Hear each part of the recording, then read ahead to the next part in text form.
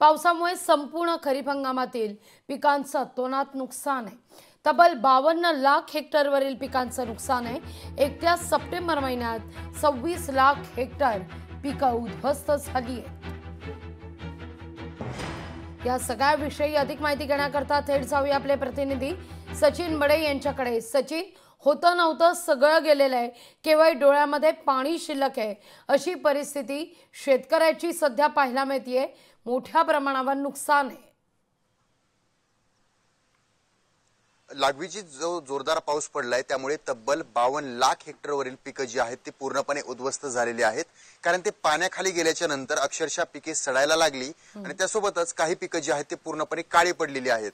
दिवाळीच्या तोंडावर ह्याच पिकांच्या माध्यमातून दिवाळी साजरी केली जाते, कारण याच पिकांच्या माध्यमातून 2 पैसे शेतकऱ्यांना मिळतात।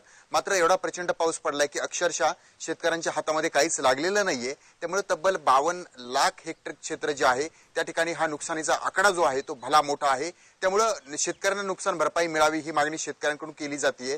तर आजच्या स्थितीला जर पाहिलं तर 2 ते 3 दिवस झालेले आहेत, मात्र आजही काही गावांमध्ये शेतांमध्ये पाणी साचलेलं आहे, ते निचरायला अजूनही तयार नाहीये। तर दुसरीकडे ज्या प्रकल्पांमध्ये पाणी जास्त प्रमाणामध्ये साठवण्यात आलेलं होतं, साठलेलं होतं, पूर्ण क्षमतेने काही प्रकल्प भरले, तर ते प्रकल्पांचा विसर्ग करण्यात आला। त्यामुळे काही गावांमध्ये सुद्धा पाणी शिरलं, त्यामुळे पूर परिस्थिती निर्माण झालेली आहे। काही जणांना ज्या ठिकाणी सुरक्षित स्थळ आहेत त्या ठिकाणी हलवण्यात आलेलं आहे, तर बचाव कार्य देखील केलं जातंय। काही जण पाण्यात अडकलेले होते।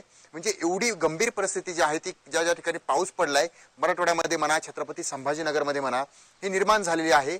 पाऊस जरी थांबलेला असला तरी दुसरीकडे प्रवाहाच्या पाण्यामुळे पूर निर्माण झालेला आहे। त्या ठिकाणी सुद्धा काही जणांना स्वतःची घरं सोडावी लागली आणि संसारोपयोगी साहित्य पूर्णपणे नष्ट झालेलं आहे, म्हणजेच पाण्यामध्ये गेल्याच्या नंतर ते पूर्णपणे खराब झालंय। ही परिस्थिती असताना आता दुसरीकडे नुकसान भरपाईची मागणी केली जाते, कारण 52 लाख हेक्टरवरील जे पिकं आहेत ती जेव्हा वाया जातात तर शेतकऱ्यांच्या हाती काहीच लागत नाही, म्हणजे शेतातीलही गेलं आणि घरातीलही गेलं अशी परिस्थिती जी आहे ती निर्माण झालेली आहे। त्यामुळे आता मंत्रिमंडळाच्या बैठकीतून शेतकऱ्यांना दिलासा मिळेल ही अपेक्षा व्यक्त केली जाते। एकीकडे नुकसान क्षेत्र मोठ्या प्रमाणामध्ये वाढत आहे, तर दुसरीकडे हवामान खात्याने पावसाचा इशारा दिलेला आहे। त्यामुळे जर पुन्हा पाऊस पडला तर अक्षरशः काहीच शिल्लक राहणार नाहीये।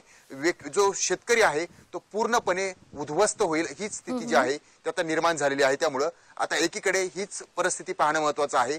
सरकार किती तातडीनं पावलं उचलतं, शेतकऱ्यांच्या भावना जाणून घेतं आणि त्यांना मदत देतं। लागवीजी लोकशाही मराठी ऐका, पहा, जागरूक रहा।